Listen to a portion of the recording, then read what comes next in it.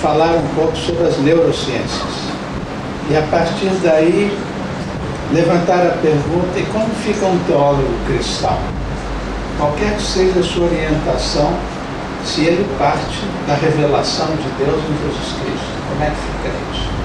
É uma questão muito complexa, muito difícil. E ela, na realidade, no meu entender, ela está presente de alguma maneira já no Antigo Testamento. Porque toda vez que um dado humano, de qualquer área, né, emerge como algo que de alguma maneira direciona o nosso comportamento, a gente se pergunta: mas o que isso tem a ver com Deus? O Deus Criador, o Deus Redentor, o Deus Santificador, do qual nos fala a palavra de Deus. E isso levanta questões. Então, o tema é neurociência e teologia. Hoje, se vocês abrirem a televisão, em qualquer país do mundo, vocês vão ouvir falar longamente sobre o colisor de partículas, o LHC, que de longe é o acontecimento científico mais significativo, no mínimo, dos últimos 100 anos. Mais importante do que a fissão atômica, por exemplo. É uma coisa extraordinária, porque ontem foi realizado por cerca de 80 países, o Brasil também, a USP, a Unicamp, tinha cientistas lá acompanhando, em cima de uma hipótese puramente matemática da existência, no interior do processo atômico, de uma partícula a qual foi dado o nome do inventor.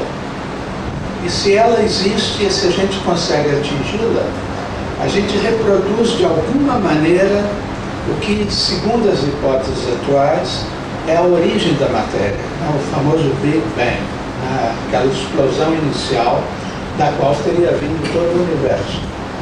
O universo milhões de vezes mais complicado do que aquele que os antigos judeus que escreveram os textos do Antigo Testamento, ou os apóstolos de Jesus, ou os primeiros teólogos das nossas igrejas cristãs podiam imaginar.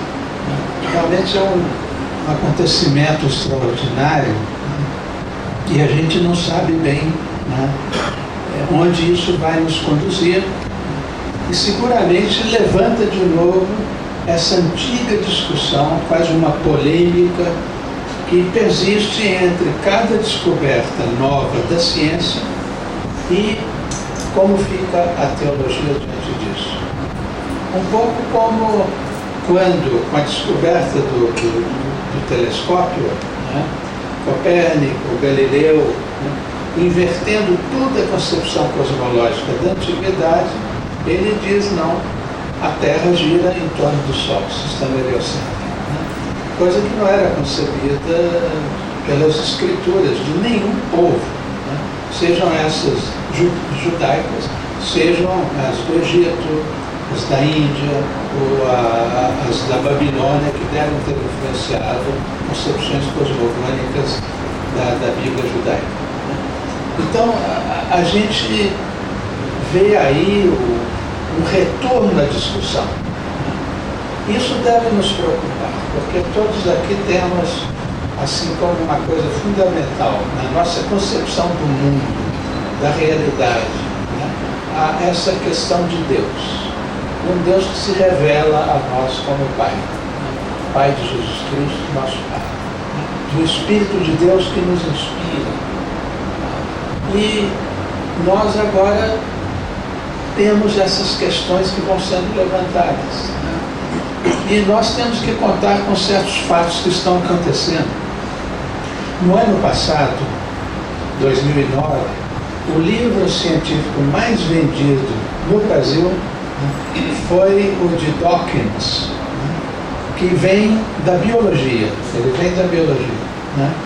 E ele põe em dúvida radicalmente qualquer forma de ateísmo ou religião, em nome da cientificidade. Que a gente pode pensar, bom, essa discussão é do tempo dos grandes filósofos franceses, né? Os enciclopedistas, o iluminismo, os alemães que surgem, mas não, né? A questão é posta hoje por cientistas, que vêm sobretudo, né, da genética, da física, né, e das neurociências. Eu aqui vou falar sobre as neurociências, porque as outras eu inclusive conheço muito pouco. Mas essa questão das neurociências, ela já há muitos anos, em cursos que eu dou, na PUC sobretudo, mas também quando eu era professor na USP, de vez em quando falando para alunos de psicologia, já na pós-graduação, sobre religião, eu tocava a questão da neuropsicologia. Porque os psicólogos, que é uma disciplina relativamente nova como ciência, ela tem só 150 anos mais ou menos, né? Mas é muito antiga como preocupação. É claro que um profeta que escreve, um escritor sagrado de qualquer texto, né? Ele, ao escrever, ele tem uma série de minhocas na cabeça, de hipóteses, sobretudo sobre o ser humano, o comportamento humano, a psique humana, a base de tudo isso. Então, por exemplo, né, a gente vê em inúmeros textos, né, uma concepção biológica das emoções. A Bíblia fala, né, dos rins e do fígado como a sede da emoção, né? Em português até hoje a gente diz inimigo figadal. Essa expressão, né, significa que quando eu tenho raiva de alguém, sinto ódio, isso estaria no fígado, talvez na bílis, ou rim. Quando a gente cinge rins e fígado, a gente está caminhando os caminhos de Deus. Essa expressão está muito presente, né? Ou então a questão do coração, né? O profeta diz, né, que o Senhor tira o coração de pedra e coloca o coração de carne, né, em Israel, no seu povo, para que ele possa realmente dar resposta ao Deus que está se revelando como Deus da aliança. E de novo entra, é uma noção de biologia que está aqui. Eles nem de longe poderiam imaginar que, na realidade, o órgão principal que nós temos é o sistema nervoso central. E no sistema nervoso central, o mais fundamental é o cérebro. E hoje a gente sabe muito sobre isso, mas muito mesmo. Nos últimos 20 anos, se aprendeu mais do que nos últimos 20 mil anos a respeito de qual é a base neurológica dos processos mentais e dos processos de consciência.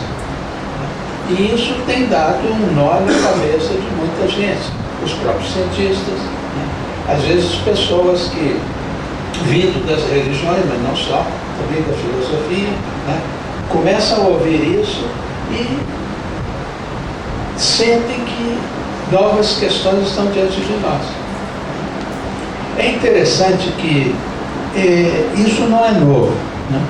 Eu peguei ali a Bíblia e eu peguei um texto do profeta Isaías, capítulo 48. Logo no começo, versículos 6º e 8º. Então, é uma espécie de chave de leitura para entender os processos históricos. O que significava a ascensão de Ciro como efeito salvífico para o povo de Israel, que acreditava na promessa de Deus. E Isaías escreve uma coisa muito interessante, que supõe uma reflexão crítica. Como eu vou interpretar esse fenômeno que eu vejo acontecer? Como eu vou interpretar o cativeiro da Babilônia, ou a libertação? Então Isaías diz assim, você tem um texto aí? Isaías 48, 6 a 1.